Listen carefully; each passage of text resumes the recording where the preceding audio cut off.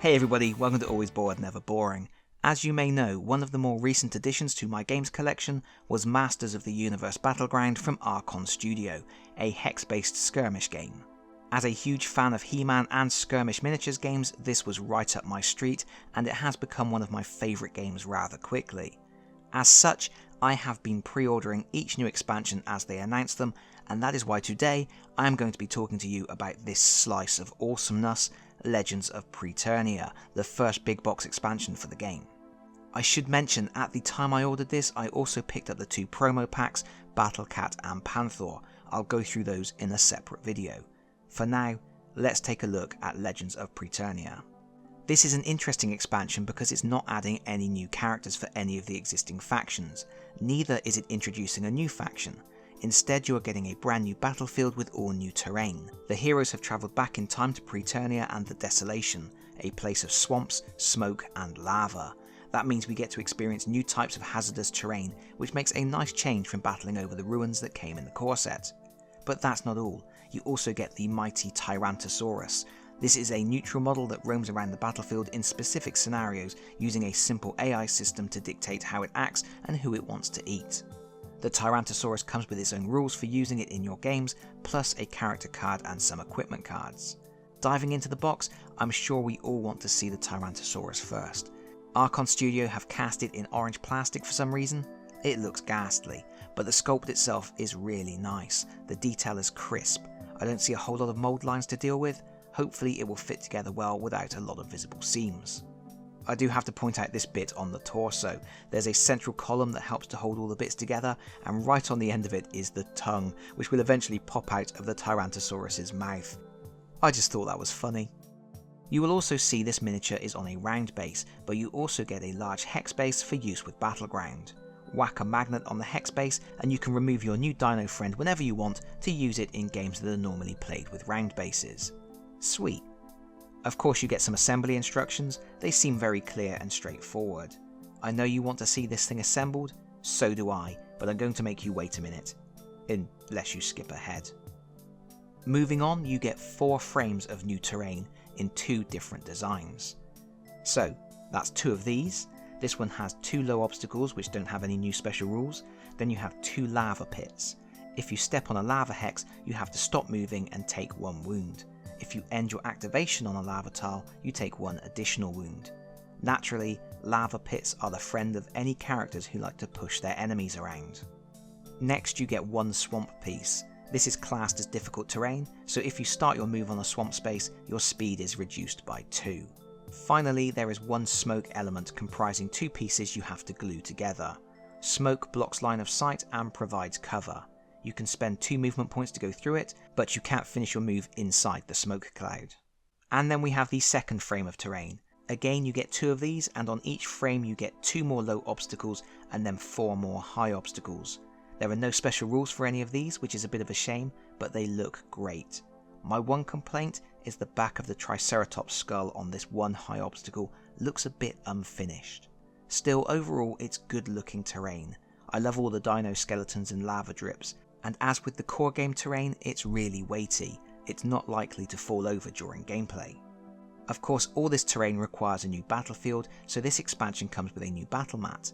Like the one from the core box, this is printed on decent quality card rather than paper, and it's really rather lovely.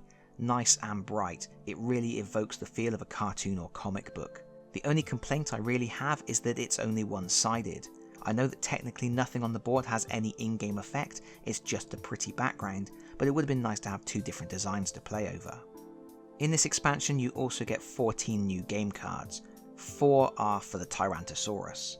You get the character card with all its stats. As you would expect, this is a pretty beefy lizard with 12 wounds. It's fast too, with a movement of 10. It has 2 special abilities. The first is Dynadrone, which attaches a debuff to the closest ready enemy from the team that most recently activated. The debuff, which has its own little token, prevents the target from moving. The second ability is Hardened Scales. It allows the Tyrantosaurus to ignore 1 wound from every attack. You will notice that both skills have no cost associated with them. That's because skills are activated through the behaviour deck, which I will get to momentarily. First, we have to look at the Tyrantosaurus's weapons and items. We get 3 in total. First is the tail attack, which hits everyone the Tyrantosaurus is engaged with and has the potential to inflict 2 wounds and push the target 2 hexes. Watch out for the lava. Then we have the blaster, which has a range of 16 and gains an attack dice for every 5 inches between the Tyrantosaurus and the target, which I guess is to encourage people not to hang back and try to hide from it. The blaster can inflict up to 2 wounds and also applies a debuff. Finally, the Tyrantosaurus gets reinforced limbs, which reduce the scope of attacks of opportunity, meaning the big old beastie can more easily move around the board without picking up wounds. The last 10 cards are for the behaviour deck. A behaviour card is similar to a fate or glory card. You draw 1 at the start of the round, and the number in the top left determines the initiative order for the Tyrantosaurus. When the dino activates, you simply follow through the instructions on the card, first applying the text bonus and then performing the following actions in sequence. Actions include moving, focusing, attacking, or activating skills. Full rules for how the behaviours work, including instructions on how to select targets for attacks, are included in the Legends of Preternia rulesbook, which also has the rules for the new terrain elements and new game modes. And right at the back of the book, we have the new scenarios. Now, when Battleground came out, one of my only complaints was that the focus was on tournament play. The scenarios were all just basic map layouts that allowed 2 teams to go head to head. There were no narrative adventures. There were no scenarios where a beleaguered, outnumbered force had to survive an onslaught for a certain number of turns, or adventures where He-Man had been frozen by Skeletor and his allies needed to reach a special device to unfreeze him so he could lead the charge to final victory. There just wasn't quite enough story in the game for what I would expect from this amazing intellectual property. This Preternia expansion certainly takes steps to address that complaint. The rulesbook includes 7 new scenarios which can be divided into 3 main types.